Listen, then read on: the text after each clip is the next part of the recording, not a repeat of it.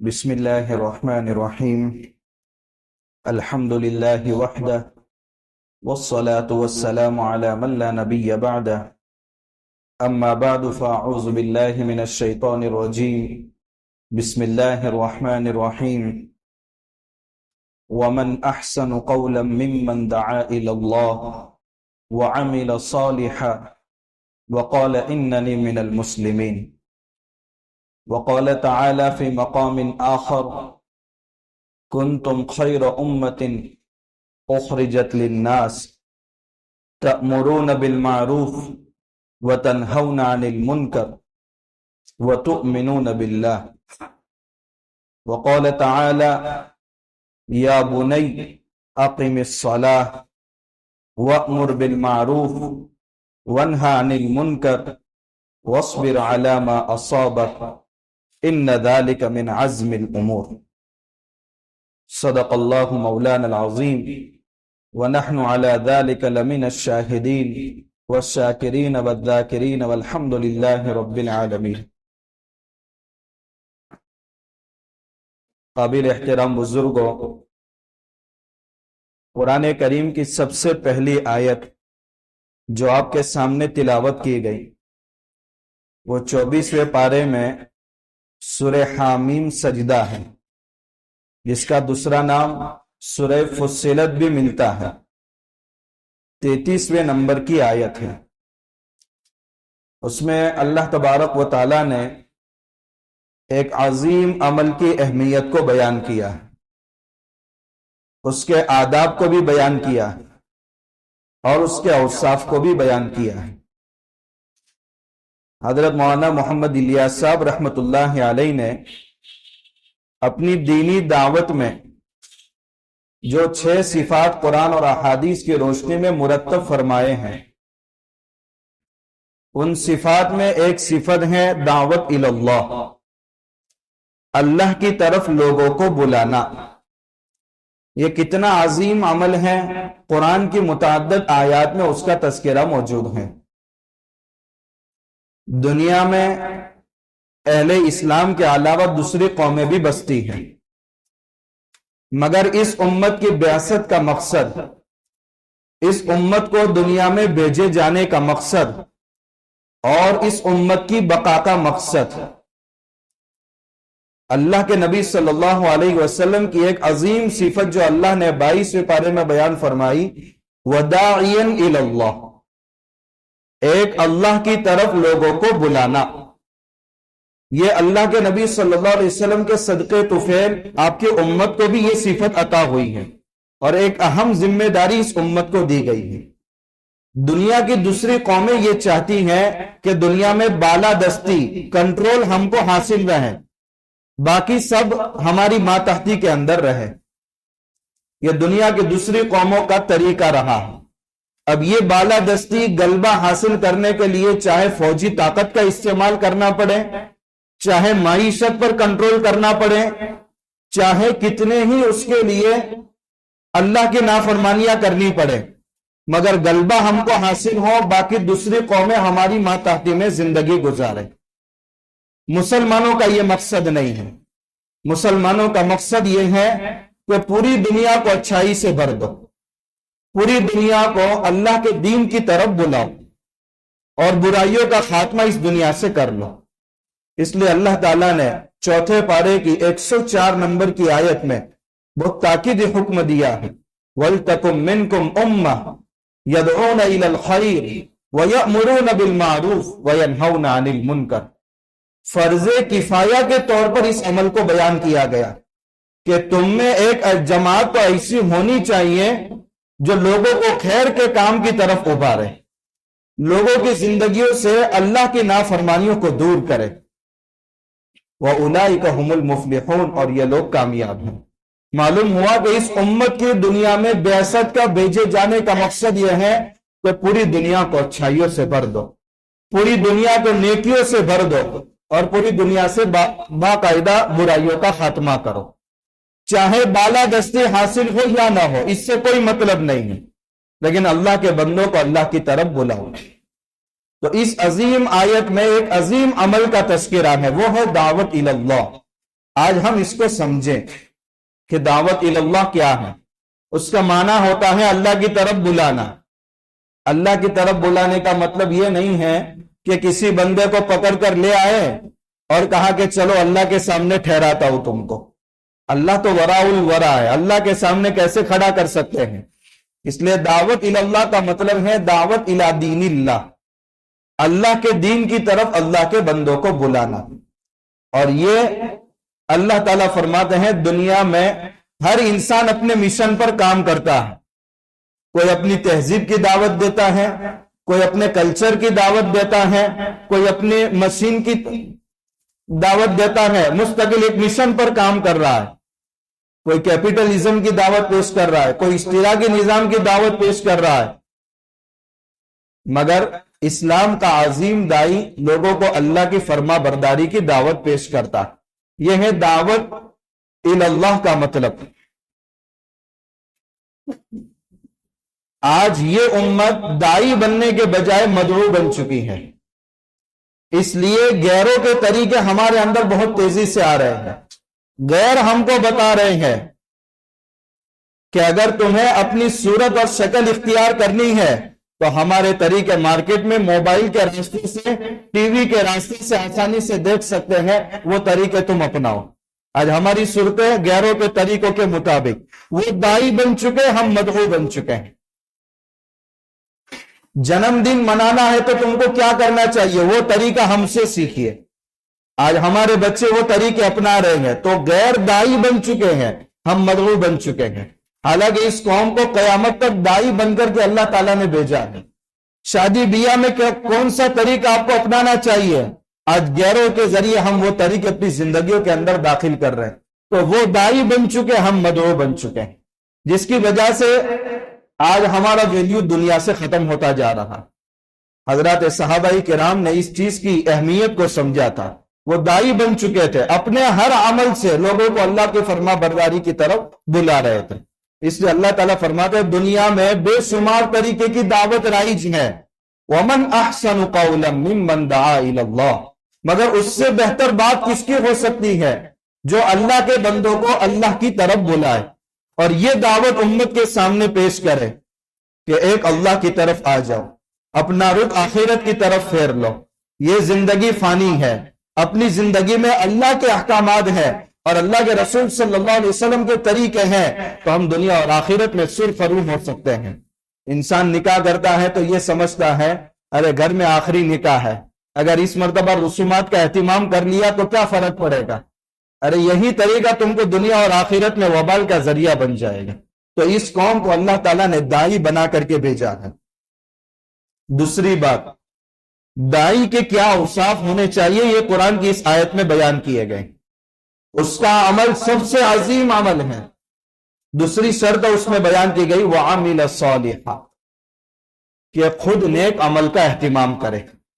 حالانکہ دعوت دینے کے لیے خود اس عمل کا زندگی میں ہونا ضروری نہیں ہے، مگر وہ عمل کی دعوت جبھی مؤثر ہوگی جب وہ خود عمل اپنی زندگی کے اندر ہوگا۔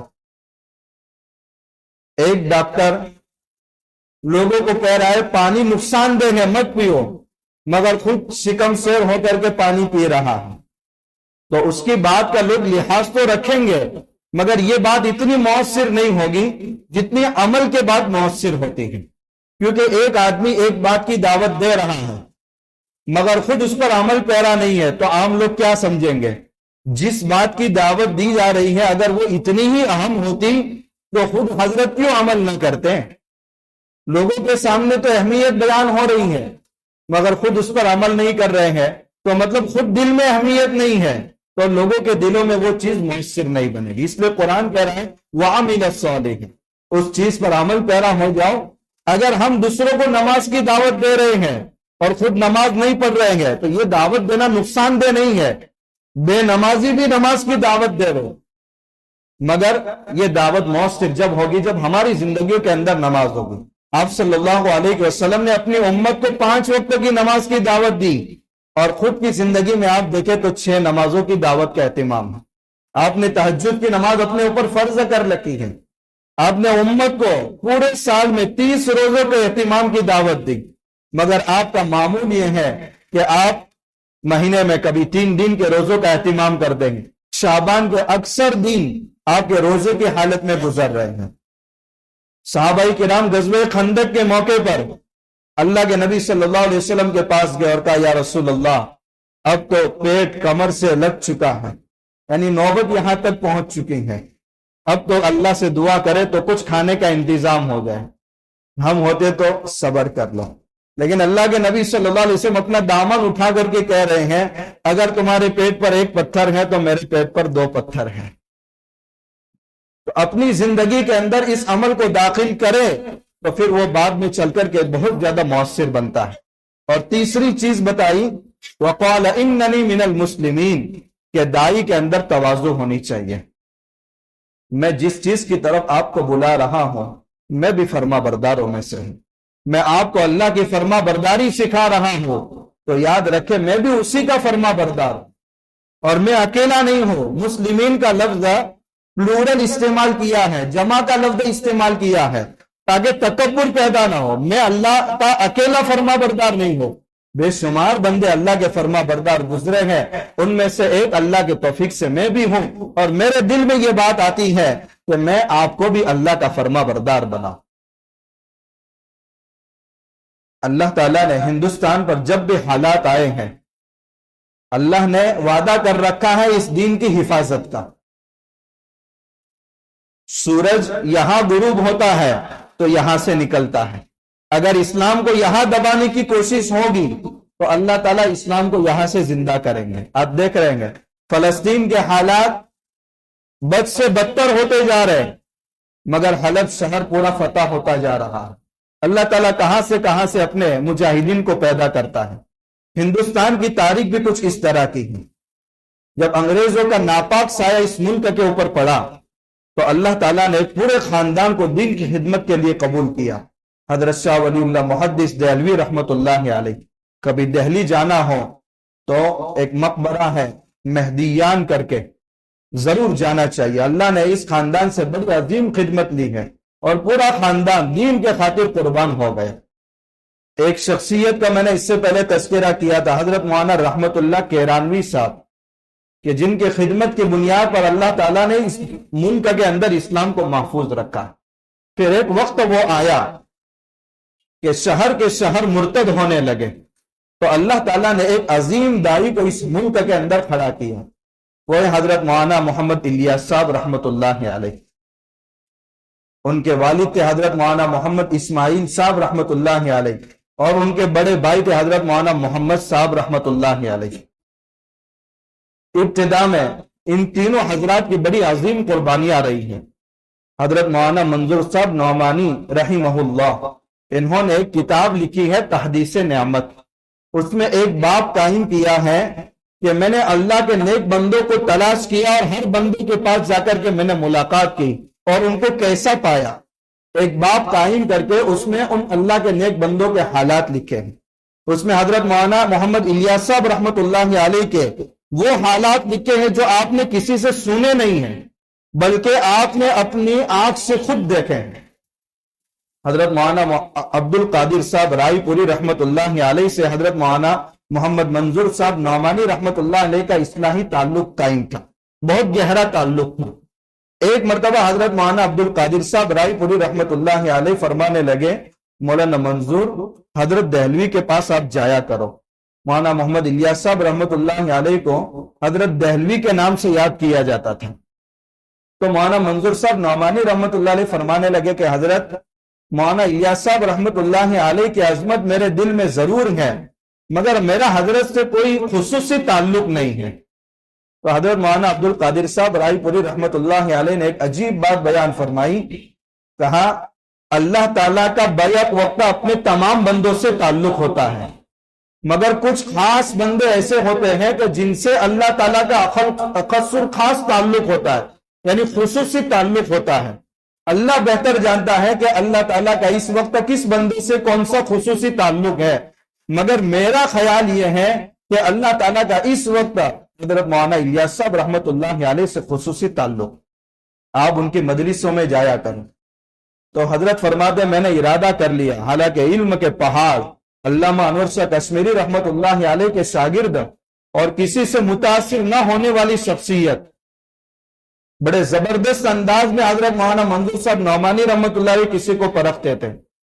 حضرت مولانا عبد القادر صاحب رائے پوری رحمت اللہ علیہ کی اس بات سے متاثر ہوئے اور آپ نے ارادہ کر لیا کہ مجھے بستی نظام الدین میں ایک بنگلے والی مسجد کے نام سے مشہور تھی، میں ضرور وہاں جاؤں گا، میں نے ارادہ کر لیا۔ فرماتے ہیں کہ جب میں دہلی کے لیے روانہ ہوا تو چونکہ سنبھل کے رہنے والے تھے حضرت مولانا منظور صاحب نعمانی رحمت اللہ علیہ، سہارنپور پہنچے۔ سہارنپور میں حضرت مولانا شیخ زکریہ رحمت اللہ علیہ ابو داؤد شریف کا درس دے رہے تھے۔ فرماتے ہیں میں ایک کونے میں جا کر کے بیٹھ گیا کیونکہ حدیث شریف کا درس جاری تھا۔ جب درس ختم ہوا تو حضرت مولانا زکریہ رحمت اللہ علیہ نے فرمایا تمام طلباء سے کہ ابھی ایک خط موصول ہوا ہے، چچا جان کی طبیعت زیادہ ناساز ہے، اب دعا فرمائے اللہ تعالیٰ ان کو شفا عطا فرمائے۔ حضرت نے ہاتھ اٹھائے اور دعا فرمائی۔ دعا ختم ہوئی تو مولانا منظور صاحب نعمانی رحمت اللہ علیہ فرماتے ہیں کہ میں حضرت کے قریب ہوا اور کہا کہ حضرت میں عیادت کے لیے وہاں جا رہا ہوں۔ تو حضرت نے پوری تفصیلات مجھے بتائی کہ وہاں کے ابھی کیا حالات ہیں۔ خیر میں نکل گیا، نکلنے کے بعد وہاں رات میں عشاء کے بعد میں پہنچا، جب ایک دو خادم جاگ رہے تھے تو میں مسجد میں جا کر کے میں نے ارادہ کیا کہ ایک کونے میں جا کر قیام کر لوں کیونکہ بہت دیر رات ہو گئی ہے، حضرت کو تکلیف دینا مناسب نہیں ہے۔ لیکن دو تین خادموں نے جا کر حضرت کو اطلاع دے دی کہ مولانا منظور صاحب نعمانی رحمت اللہ علیہ تشریف لائیں گے۔ تو حضرت نے فرمایا جیسے ہی نماز سے فارغ ہو جائے فوراً میرے کمرے میں ان کو بلاؤ۔ جیسے ہی نماز سے فارغ ہو گئے کمرے میں ان کو بلایا تو حضرت فرماتے ہیں کہ میں نے کچھ چیزیں ایسی دیکھی کہ واقعتاً اس وقت اللہ کے نبی صلی اللہ علیہ وسلم کی امت کا درد اور اس دین کا غم جو حضرت مولانا الیاس صاحب رحمت اللہ علیہ کو اللہ نے عطا فرمایا ہے، ہم لوگوں کو اس کا 1000واں حصہ بھی نصیب نہیں۔ اب اتنی عظیم شخصیت حضرت مولانا منظور صاحب نعمانی رحمت اللہ علیہ، حالانکہ پوری زندگی دین کی خدمت میں گزری ہے، اس کے باوجود یہ فرما رہے اس کا 1000واں حصہ ہم سب کو نصیب نہیں ہے۔ تو اس سے اندازہ لگائیے کہ حضور کی امت کا غم ہم کو کتنا نصیب ہوگا۔ اس عظیم عمل کی قرآن کی اس آیت میں اللہ تعالیٰ نے تعریف بھی بیان فرمائی ہے۔ اس لیے ہمارا مزاج یہ ہونا چاہیے کہ اللہ کے ان بندوں کو جو اللہ کے احکامات سے دور ہیں اس کے لیے، اس لیے حضرت نے اس صفت کا ایک دوسرا نام رکھا تفریغ وقت، وقت کو مستقل اس عمل کے لیے فارغ کرنا۔ انسان اپنی نماز کے لیے وقت فارغ کرتا ہے، اپنے کاروبار کے لیے وقت فارغ کرتا ہے۔ کتنے لوگوں کو ہم دیکھ رہے ہیں کہ جو اپنی زندگیوں میں نماز جیسے بنیادی عمل کو داخل کیے ہوئے نہیں ہے، ان کے لیے ہمارے اندر کتنی بے چینی ہونی چاہیے۔ حضرت مولانا منظور صاحب نعمانی رحمت اللہ علیہ فرماتے ہیں اس عمل کو جس کو اللہ نے اس قرآن میں عظیم عمل قرار دیا ہے، میں نے حضرت مولانا الیاس صاحب رحمت اللہ علیہ کے اندر کوٹ کوٹ کر کے بھرا ہوا دیکھا، حتیٰ کہ جب آپ کی وفات کا وقت قریب آیا 2 ہفتے پہلے حضرت مولانا مفتی کفایت اللہ صاحب رحمت اللہ علیہ، بڑی عظیم شخصیت گزرے ہندوستان میں، جنگ آزادی میں جن کے قربانیاں بہت نمایاں تھی، تعلیم الاسلام ان کی کتاب بہت مشہور ہے۔ انہوں نے حضرت سے کہا حضرت آپ کی طبیعت دن بدن گرتی جا رہی ہے، ڈاکٹروں سے معائنہ کرانا ضروری ہے۔ تو حضرت نے فرمایا ایک شرط پر مجھے منظور ہے، پہلے اس بات کا اہتمام ہونا چاہیے کہ ڈاکٹروں کو میں دعوت دوں، اس کے بعد وہ میرا معائنہ کریں۔ مطلب آخری حالت میں بھی قرآن کے اس عظیم عمل پر آپ کا اہتمام دیکھیے۔ حضرت مولانا کفایت اللہ صاحب نے اس وقت ڈاکٹر کے جو دہلی کے مشہور ڈاکٹر تھے ڈاکٹر شوکت، اور ان کے ساتھ دوسرے ڈاکٹر بھی تھے، ان کو بھی بلائے، اور اہتمام اس انداز سے کیا گیا کہ حضرت نے سب سے پہلے ان ڈاکٹروں کے سامنے دعوت پیش کی۔ کس انداز سے حضرت نے دعوت پیش کی، وہ الفاظ بھی حضرت نے تحدیث نعمت میں ذکر کیے ہیں۔ حضرت نے فرمایا اللہ تعالیٰ نے آپ کو ایک ہنر عطا فرمایا، اس ہنر کے ذریعے آپ قوم کی خدمت کرتے ہیں، مگر یاد رکھے یہ فن جس فن میں آپ کی تعریف دنیا میں کی جا رہی ہے، اس فن کو اس دنیا میں نافذ کرنے کے لیے اللہ تعالیٰ نے حضرت عیسیٰ علیہ السلام کو یہی معجزات عطا فرمائے تھے کہ کوئی بیمار ہوتا کوڑی کے مرض میں مبتلا ہوتا، ہاتھ پھیر لیتے تندرست ہو جاتا تھا۔ کوئی ماں کے پیٹ سے نابینا پیدا ہوتا، اس کی آنکھوں پر ہاتھ پھیر لیتے، وَأُبْرِئُ الْأَكْمَحَ وَالْأَبْرَصَ، نابینا شخص بالکل تندرست ہو جاتا تھا۔ وَالْأَبْرَص، کوڑی کے مرض میں مبتلا ہوتا تھا، بالکل تندرست ہو جاتا تھا۔ مٹی کا پرندہ بناتے تھے اور اللہ کے حکم سے اس میں پھونک مارتے تھے اور وہ زندہ ہو جاتا تھا۔ حضرت عیسیٰ علیہ السلام کا وہ معجزہ تمہارے ہنر سے بہتر ہے۔ پھر حضرت نے آگے فرمایا، حضرت عیسیٰ علیہ السلام کی روحانی دعوت، جس مقصد کے لیے اللہ نے ان کو دنیا کے اندر بھیجا، وہ ان کے ان معجزات سے بھی افضل ہے، کیونکہ اسی مقصد کے لیے بھیجا تھا اور اسی مقصد کو نمایاں کرنے کے لیے وہ اللہ نے معجزہ دیا تھا۔ پھر اللہ کے نبی صلی اللہ علیہ وسلم اس دنیا کے اندر تشریف لائے اور آپ جس دعوت کو لے کر کے آئے، اس دعوت کے بعد حضرت عیسیٰ علیہ السلام کا مشن ختم ہو گیا۔ تو اس سے اندازہ لگائے کہ اللہ کے نبی صلی اللہ علیہ وسلم کی روحانی تعلیمات، جس دعوت کو لے کر آپ اس دنیا میں آئے، حضرت عیسیٰ علیہ السلام کی شریعت بھی منسوخ ہو گئی۔ تو اس سے اندازہ لگائے کہ اللہ کے نبی صلی اللہ علیہ وسلم کی دینی دعوت کتنی اہم ہے۔ میں یہ چاہتا ہوں کہ تم بھی اس کو اپنی زندگی کے اندر داخل کرو۔ اگر اس کو اپنی زندگی کے اندر داخل نہیں کیا تو بہت ممکن ہے کہ تم خسارے کے ساتھ اس دنیا سے رخصت۔ اتنے مؤثر انداز میں حضرت مولانا نے ڈاکٹروں کے سامنے دعوت پیش کی۔ اس کے بعد پھر کہا کہ اب آپ میری باڈی کا چیک اپ کر سکتے ہیں۔ انہوں نے حضرت کی باڈی کا چیک اپ کیا۔ حضرت مولانا منظور صاحب نعمانی رحمت اللہ علیہ فرماتے ہیں کہ صحن میں جا کر دو ڈاکٹر آپس میں انگریزی میں بات کر رہے تھے، میں کچھ سمجھ نہیں پایا۔ بعد میں چل کر کے میں نے ان سے پوچھا کہ کیا بات کر رہے ہیں، تو انہوں نے فرمایا کہ ڈاکٹری لائن سے ہم نے پورا معائنہ کیا اور ہم اس نتیجے پر پہنچے کہ اس آدمی کے زندہ رہنے کے لیے اور اس آدمی کے بولنے کے لیے جو اعضاء اور جو چیزیں بدن میں صحیح سلامت ہونا ضروری ہے، ان میں سے ایک چیز بھی نہیں پائی جا رہی، اور یہ بندہ گفتگو کر رہا ہے اور یہ بندہ زندہ ہے۔ کوئی روحانی طاقت ہے جس کی بدولت یہ بندہ گفتگو کر رہا ہے اور یہ بندہ اس دنیا کے اندر موجود ہے، باقی یہ چیزیں ہماری سمجھ سے بالاتر ہیں۔ تو ایسے موقع پر بھی اس عظیم عمل کو حضرت نے نہیں چھوڑا۔ حضرت مولانا منظور صاحب نعمانی رحمت اللہ علیہ نے اپنی کتاب میں ایک عنوان قائم کیا ہے، اتنا زبردست وہ عنوان ہے، اسلام کا معجزہ۔ حضرت مولانا محمد الیاس صاحب رحمت اللہ علیہ کے ایک خاص ساتھی تھے، ان کا نام تھا رام مکند، یہ نیو مسلم تھے، ایک بنیے کے بیٹے تھے، مگر بعد میں چل کر جب مسلمان ہوئے ہیں تو انہوں نے اپنا نام رکھا تھا حاجی عبد الرحمن۔ کہاں سے اللہ نے ان کو اٹھایا؟ خلاصہ یہ ہے کہ آج جس قرآن کی اہمیت کو لے کر کے دعوت اللہ کی اہمیت بتائی جا رہی ہے، ہم اس میں کتنے پیچھے ہیں، اس واقعے سے اس کا اندازہ لگائیں۔ حضرت نے اس کا عنوان ٹائٹل قائم کیا ہے، اسلام کا معجزہ۔ حضرت فرماتے ہیں ایک مرتبہ میں میوات کے اجتماع میں شریک تھا۔ جب اجتماع ختم ہوا تو وہاں تانگے چلتے تھے، آج بھی چلتے ہیں، تو اس تانگے کے اندر حاجی عبد الرحمن نے مجھے بٹھایا اور کہا حضرت آج میرے تانگے کے اندر سفر کرے، مجھے کچھ خاص بات آپ سے کرنی ہے۔ تو حضرت نے فرمایا ٹھیک ہے، میں اس کے لیے تیار ہوں۔ انہوں نے ایک واقعہ اپنے متعلق مجھے بتایا، 30 سال کے بعد حافظے کی مدد سے میں اپنی کتاب کے اندر لکھ رہا ہوں۔ حضرت فرماتے حضرت مولانا منظور صاحب نعمانی، وہ حاجی عبد الرحمن نے جو واقعہ بیان کیا، اس سے ہم اندازہ لگائے اور اس سے عبرت حاصل کریں۔ وہ فرماتے ہیں کہ میں میوات کے ایک مشہور گاؤں کے اندر رہنے والا، میری عمر 11 سے 12 سال تک میں اسکول میں پڑھتا تھا اور اسکول میں مسلمانوں کے بچے بھی تھے۔ وہ مسلمانوں کے بچے اسکول میں جب بھی ٹیچر نہیں ہوتے تھے، اللہ کے رسول صلی اللہ علیہ وسلم کی سیرت کا تذکرہ بہت کرتے تھے۔ آہستہ آہستہ مجھے ان تذکروں کی وجہ سے اللہ کے نبی صلی اللہ علیہ وسلم کی محبت دل میں بیٹھ گئی، اور پھر ہدایت کا وقت بھی آیا۔ اللہ نے کس طریقے سے ان کو ہدایت دی۔ فرماتے ہیں کہ ایک مرتبہ میں رات میں سویا ہوا تھا، میرے والد کی کرانے کی دکان تھی، میرے والد نہیں ہے اور ان کے بجائے کرانے کی دکان میں میں بیٹھا ہوا ہوں، یہ میں خواب دیکھ رہا ہوں۔ اچانک دیکھ رہا ہوں کہ اللہ کے نبی صلی اللہ علیہ وسلم کی سواری ایک پورے بڑے لشکر کے ساتھ آ رہی ہے، اس کا شور میں سن رہا ہوں۔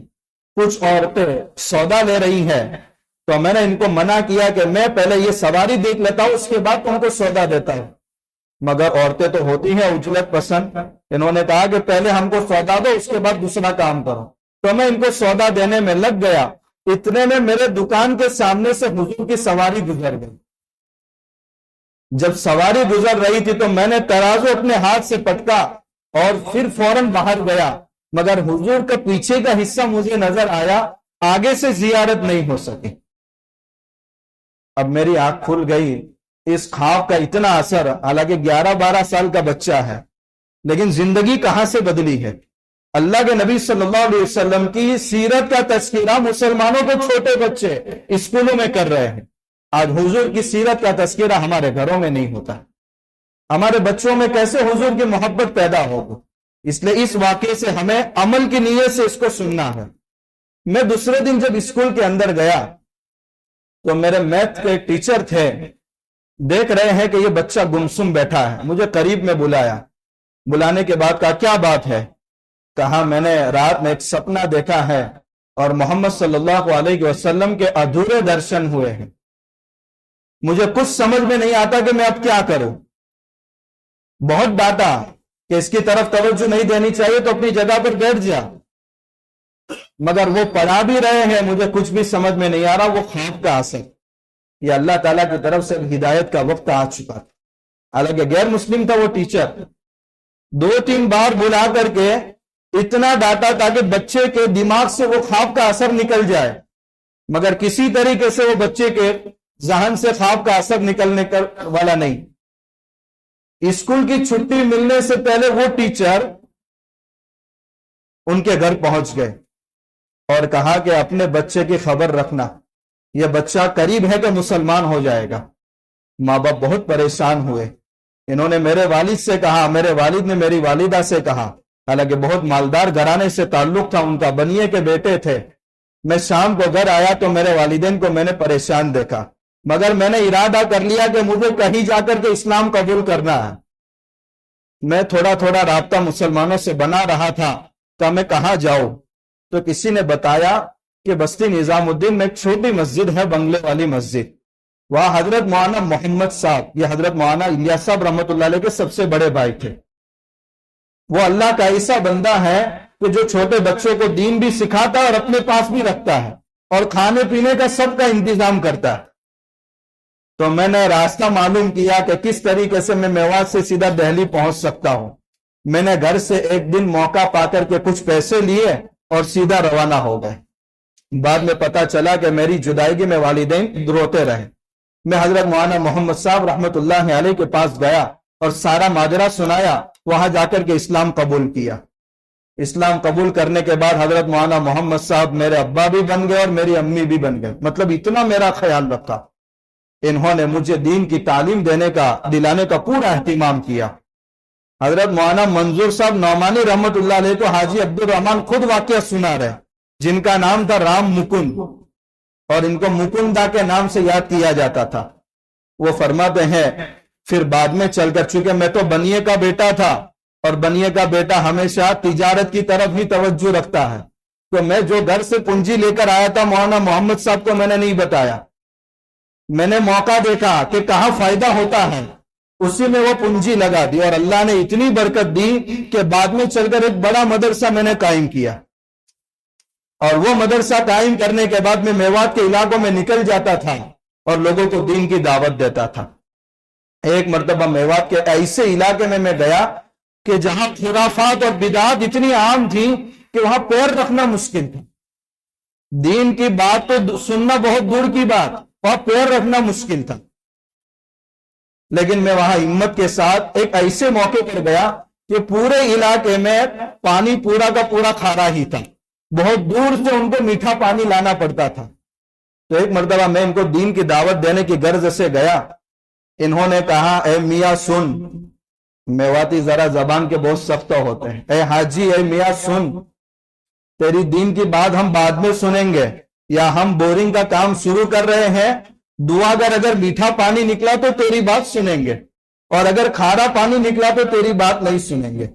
تو حضرت نے فرمایا ٹھیک ہے، آپ کو بورنگ کا کام کرنا ہے، آپ کریں لیکن مجھے جگہ بتا دے کہ کہاں کام کرنے والے ہیں، اور آج کھدائی کا کام نہ کرے۔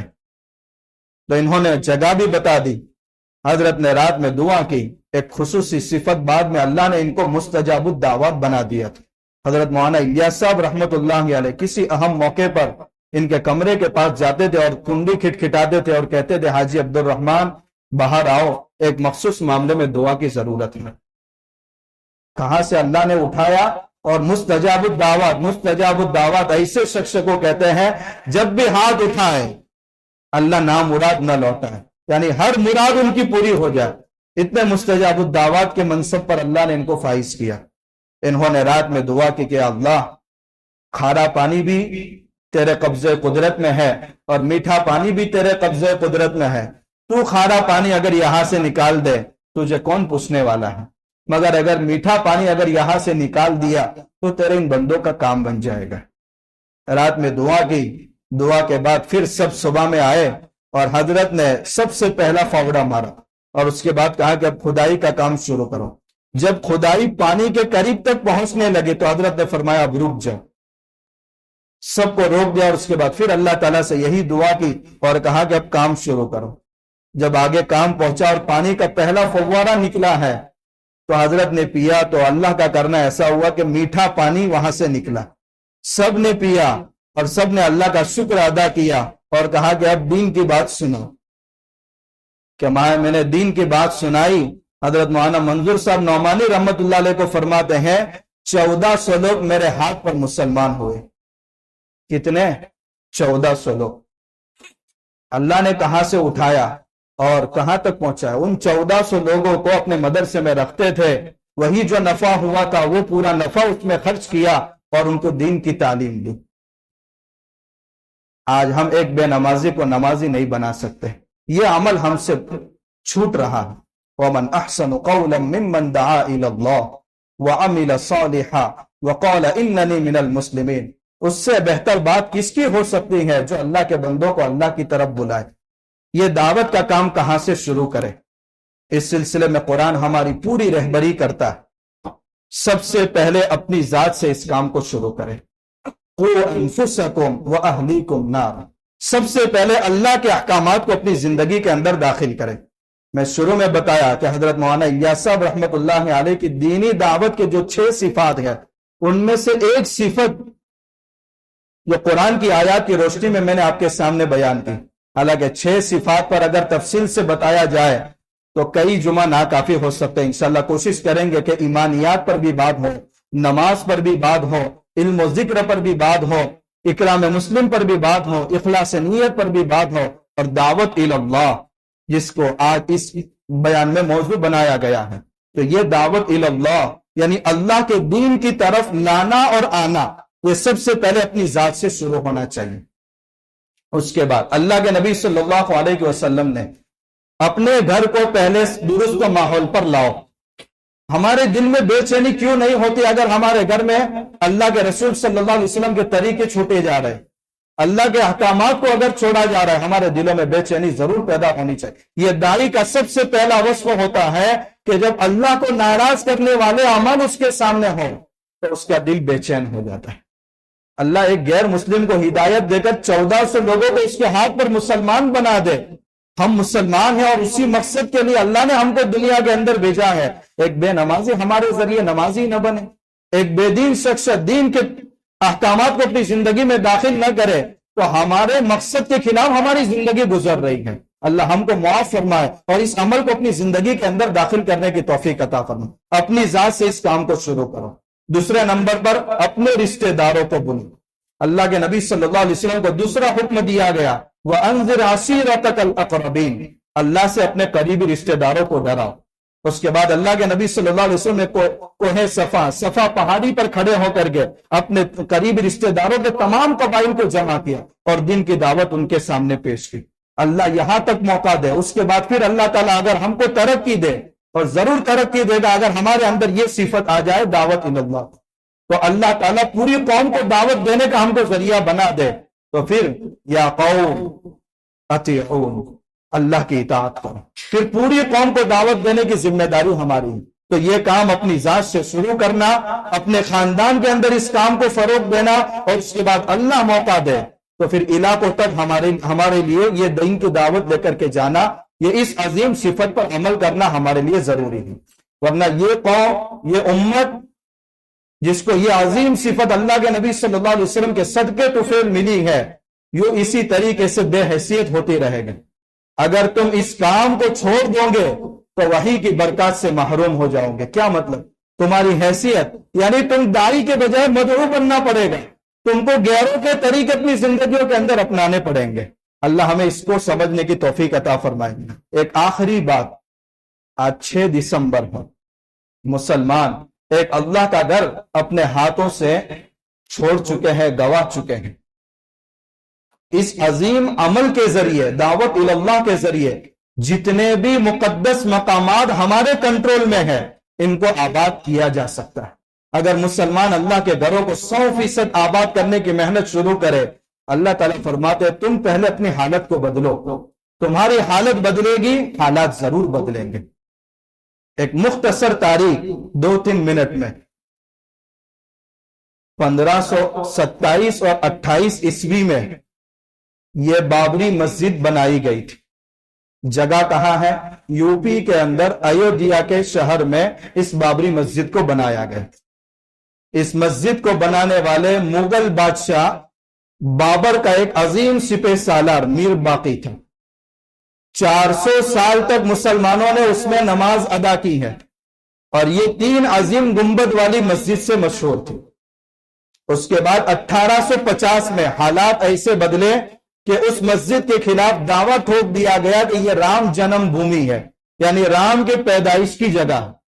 اس کے 100 سال کے بعد 1949 میں رات کے اندھیرے میں اس کے اندر مورتی رکھ دی گئی، اور 86 میں تالا کھولا گیا اور پوجا کی اجازت دی گئی، اور 92 میں مسجد کے اس ڈھانچے کو شہید کر دیا گیا۔ 2019 میں سپریم کورٹ کا فیصلہ آیا کہ اب اس جگہ مسجد کے بجائے مندر بنے گا، اور مسلمانوں کو ایک جگہ دے کر کے راضی کر دیا گیا۔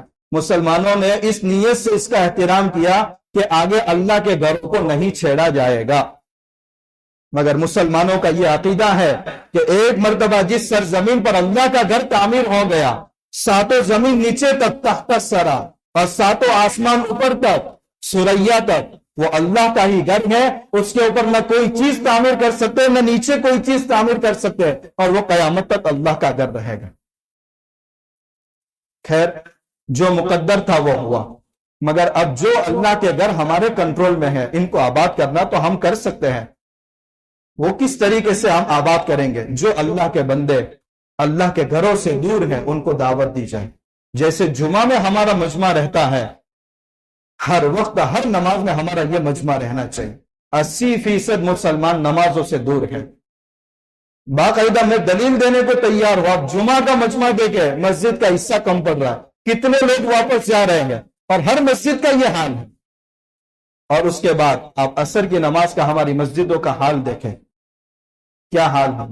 یہ ہماری ناقدری کی وجہ سے اللہ تعالیٰ ہمارے ہاتھوں سے یہ نعمت چھین رہا ہے۔ اس لیے سب سے پہلے ہمیں اللہ کے گھروں کو آباد کرنا ہوگا، اور آباد کرنے کے لیے وہی طریقہ جو میں نے آج پورے بیان کا موضوع بنایا، دعوت اللہ۔ کوئی بے نمازی ہمارے سامنے بے نمازی نہیں رہنا چاہیے۔ ہم اگر بے نمازی ہیں، خود اپنی زندگیوں میں نماز کو داخل کریں، اللہ کے گھر سے ہمارا مضبوط تعلق قائم ہو۔ اللہ تعالیٰ اس صفت پر پوری امت مسلمہ کو عمل کرنے کی توفیق عطا فرمائے، اور قیامت تک اللہ تعالیٰ اس امت کو داعی بن کر کے زندگی گزارنے کی توفیق عطا فرمائے۔ وآخر دعوانا الحمدللہ رب العالمین۔